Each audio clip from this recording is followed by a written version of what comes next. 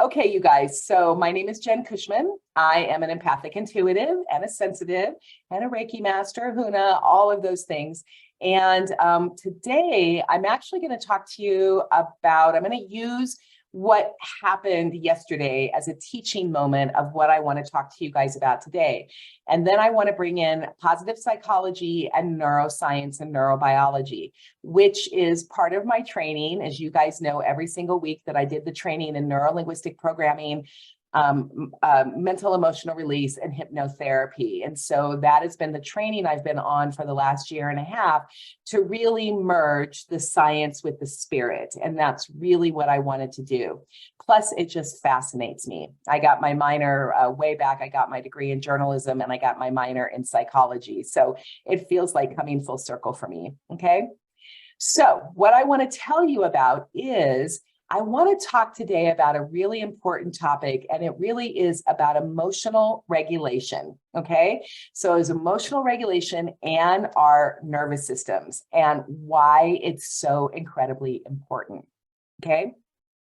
Now, before I go into that, I just want to tell you a little bit about what happened yesterday. So I was taking a plane home from Orange, right? John Wayne Airport. It's literally a 48-minute flight to get from John Wayne Airport over to Phoenix, Arizona. Now, of course, you know, it's all the traveling getting there. So it's 2 hours for me to get to Phoenix, to get on the flight, you know, get to the flight an hour early, you know, all of that kind of stuff. And then, of course, you know, John Wayne, luckily it didn't take too long to get there because it's an easy airport to get through, but then 2 hours to get home.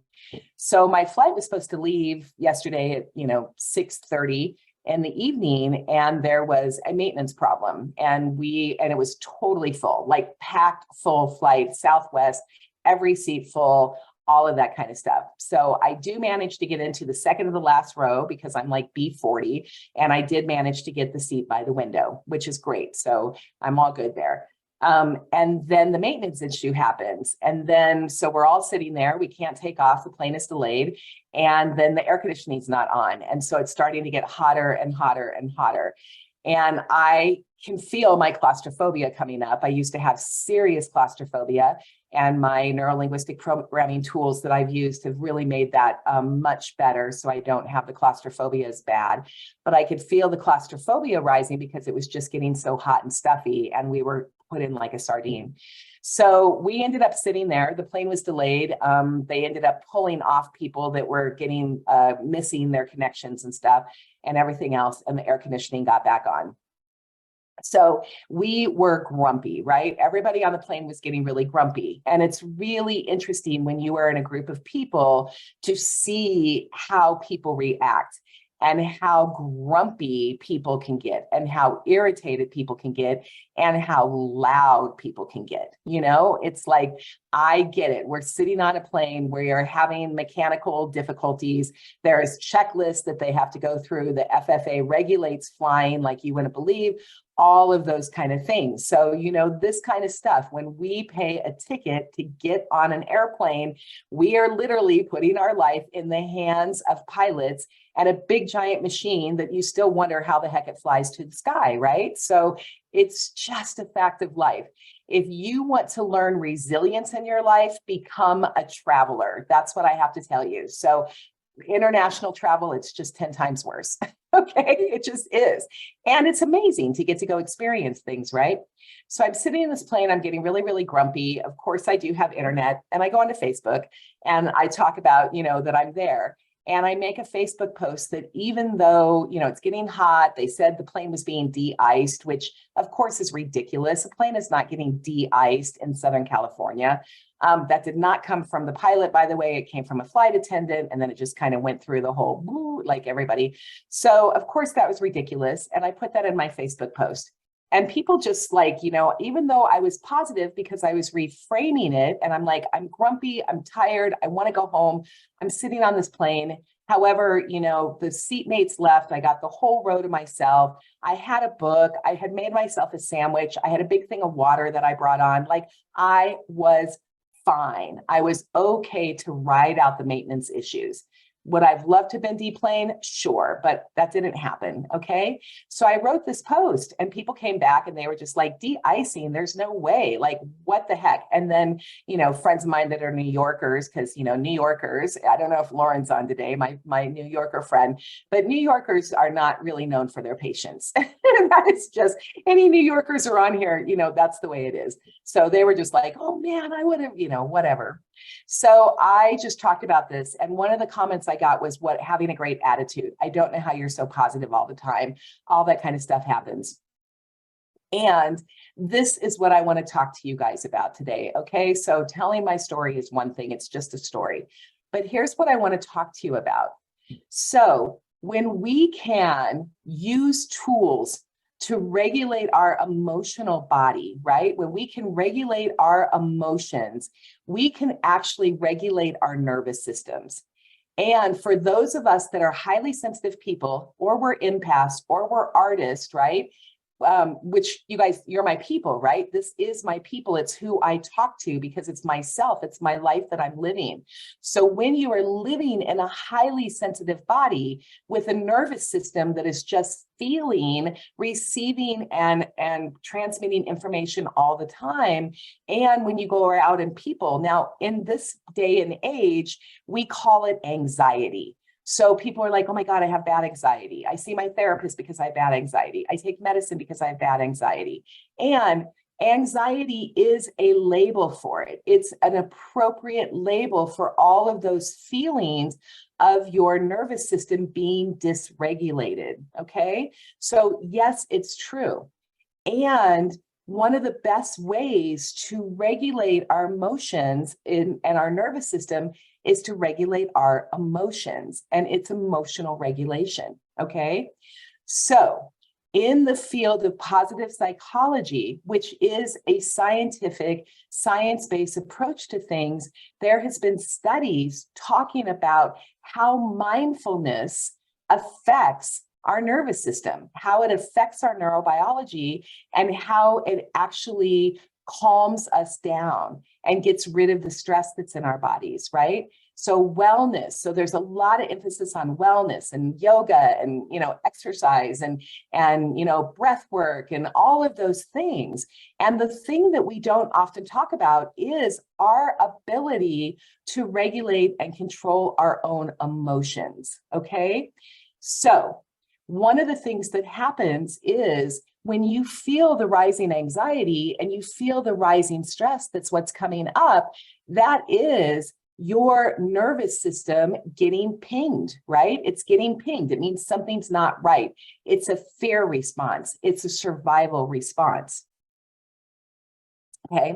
So one of the things that we can do is if you can learn what your responses are, how your body is feeling, somatically know how your body is feeling, you can, with your thoughts and your attitude and these tools, affect your neurobiology. You can affect your nervous system in a much more positive way.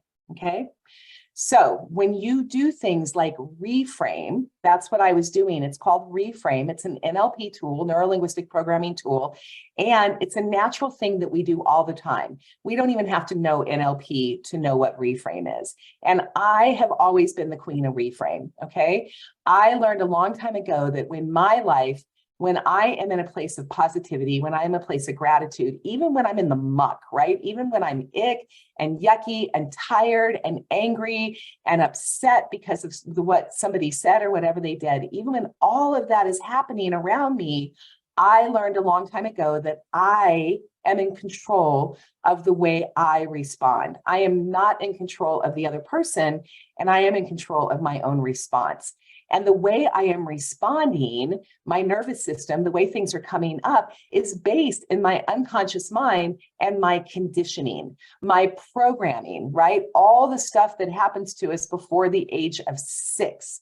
It's the way that we are brought up. It's the way that we are trained, conditioned, patterned, programmed from our family of origin on how to respond to life. Now, if you had a family where it was just drama all the time or negativity all the time or, emotional abuse or trauma, I mean, whatever you want to do, your nervous system, out of survival, learned to be hypersensitive. Okay, that's just conditioning. So the cool part about programming, the cool part about conditioning is if it can be conditioned negatively, it can be conditioned positively, right? That is empowerment. That is what it is. Negative conditioning and going with the flow and just being in the midst of your conditioning, your patterning, doing what you've always done, that is disempowering. Choosing to do a different form of conditioning and to learn positive, proactive tools to calm down your nervous system and take responsibility for your actions, your emotions, and the way you respond is empowerment. So I decided a long time ago that I wanted to go from a place of disempowerment, excuse me, a place of victimhood that I was learned as a child, that I brought up in my conditioning from my mother, right? From her mother, from generations of women, right? I learned that I didn't like the way I felt when I was in those places. And I like the way I feel when I am in a state of empowerment. I like the way I feel when I am in emotional regulation. Okay. Okay. So one of the things I said, thanks for the hearts, you guys. I love it. So on the plane last night, I did a reframe on my post. I did a reframe. I was like, oh, okay. The couple that was jammed next to me, they had to get off the plane because they had a flight to Omaha. They were going to miss it. Anybody who had a connection ended up getting off that full flight. So that meant I got the whole entire seat to myself. It meant I got to turn around. I got to stretch out. You know, it was uncomfortable when the air was off and they got the air on. So we got some air going. Now I heard somebody going, oh gosh, well now we have air, but it's recycled can air and we're all going to get sick. And I'm like, okay, well, that's one way of looking at it. You can look at it of like the negative, we're all going to get sick with recirculated air, or right, disempowering, or empowering. They got the air going. I can feel better. It's not so stuffy. I can feel some air on my face. I can calm down my nervous system because I know I'm not going to suffocate to death, right? So it's the way they look at it. The other people looked at it as like, oh no, canned air, COVID, we're all going to get sick. Me, I looked at it like, whew, dang, that feels really good on my face. I can continue now. Okay. So that was a reframe. I reframed the canned air to fresh air. Okay. It was the way I labeled it. It was the way I looked at it. It was my mindset, my frame of reference. Okay. I got fortunate. Two people that were sitting next to me were a couple. So I got to stretch out. I got to have the whole entire seat to myself. Okay. I had a sandwich with me. I had made it. I had planned ahead. I had water with me. You know, I wasn't relying on anybody else to keep me fed and keep me watered. So I was okay. And, you know, what could I do about it? They weren't going to deplane me. I couldn't go anywhere. The only thing I could control in that moment was me, was my mindset, how I felt about it, my words, my actions. Okay. So everybody, when I go on Facebook, because as you guys know, I post positive stuff all the time. Why? Because there's so much negative crap out of there in the world that I want to be a force of good. I want to be a force of light. I want to be inspirational. I want to be a teacher. I want to counterbalance the negativity and the dark with positivity. It's just my mission. It's just who I am. It's my purpose. It's why I'm here. So on Facebook, which can be so negative, and people love the drama. Have you noticed that you post something on Facebook about how great the day is and you get 3 likes? And then you post something on Facebook like, oh no, I was stuck in traffic. And then I saw this, and then this happened. And this person said something to me, and then you get 274 likes and a whole bunch of thing of people going, oh, I'm so sorry that happened to you. I hope you have a really great day. Why? Because people respond to the negative quicker and faster than they respond to the positive. It's actually called negativity bias. If you guys Google it and you look up negativity bias, it is a real thing. And it is something that all humans do, right? All humans do this negativity bias. And as best as they can understand, scientists and theories have done that, is that it is a conditioned evolutionary response. It goes way back to when we were worried about being eaten by a saber-toothed tiger. It's when the world was a very dangerous place and it was survival of the fittest, way, way, way back when. So our nervous systems regulated it by constantly looking for danger, right? And so we as human beings learned conditioning. We learned a conditioned response called negativity bias. And it means that we are conditioned in our unconscious minds, in our neurobiology, to look for the negative before looking for the positive, okay? And then over the years, our power structures that have come in plays on that negativity bias. So our government, right? Our religions, our marketing, right? Fear-based marketing, our media talks to the negativity bias because the negativity bias elicits stronger results in our nervous system. And fear makes us do weird things, right? Fear makes us buy the survival kits. Fear makes us, shut out the world. Fear makes us do the us versus them. And it all plays into negativity bias. And so I wanted you guys to understand what is happening on a neurobiology and a neuroscience level. Okay? Now, here's the last thing I want to tell you, and I will pull some cards for you. Okay? This is within our control.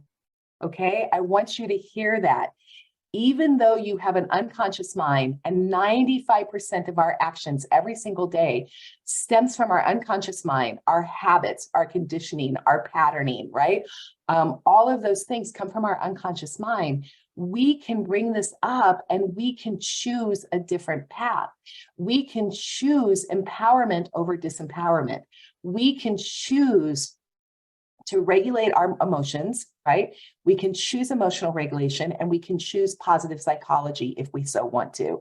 We can choose to reframe what we're doing. We can label it as good, or we can label it as bad, because guess what? It's our lives, our world, our thoughts, and our labels, okay? So that's what I want you to do, and I want you to know. Now, here's the very cool thing about positive psychology.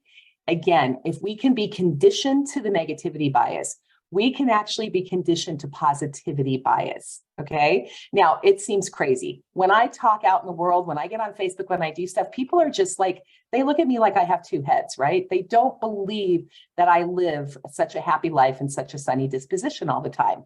They keep looking to see, where am I being inauthentic? Where is the shoe going to drop? Am I just doing this to get clients? Am I doing this for marketing? I'm like, no, this is me. This is the way I live. This is the way I choose to live, because I feel better when I live this way. I am a highly sensitive being who needs to live this way so I'm not in depression, anxiety, and destroyed, okay? I am conditioning myself towards positivity. The best way you can do that is to recognize your emotions and make peace a priority, okay? Peace, calm, grounded, and centered is a priority and a value for me, okay? Those are values. Those are characteristics I want to live. Those are what I'm searching and seeking for. So, because I feel better when I do that. So one of the best ways to do it is to reframe your situation. Look at the labels that you're putting on things, right?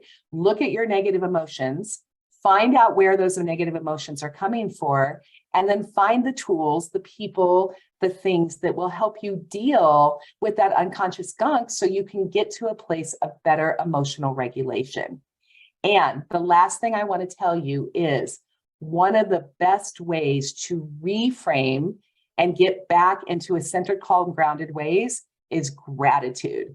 And I've talked about this a lot, you guys. This is a piece of positive psychology. This is something, when you can get into gratitude, when you can, in your brain, find a mindset, find something to be thankful for, you are conditioning your neurobiology, you are conditioning those connections in your brain to fire off a thought that is empowered rather than disempowered. And you are making new neural pathways every single time you choose a positive thought or a powered thought or a lean toward thought over the other thoughts. You are making new neural connections. You are increasing neuroplasticity in your brain. You are extending your life, and you are extending your body and keeping it so those emotions and those stuck things don't get so stuck in your body that they have to come out as dis-ease. So positive psychology, this stuff, you guys, not only does it feel good, it's good for you. It is part, and really, I would encourage you to make it part of your health and wellness and your healing arts practice. Okay. So I just wanted to explain that when I got on, and I'm all sunshine on Facebook, and I'm all sunshine on Soul Stir Magic on Instagram, and I'm sunshine on Jen Cushman on Instagram, and I'm sunshine out there. I am not blowing sunshine up your arse. I'm not. I really, really am not. Okay. I am truly believing, feeling, and saying the things that I put out there because they work for me.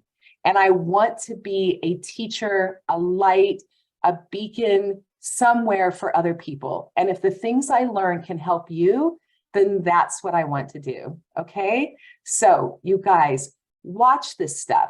Next time that you're on a hot plane and you're sitting there for 90 minutes and people are grumpy all around you, look around and see how everybody's reacting, and then see how you can choose to respond differently, and just play with it. Be curious about it.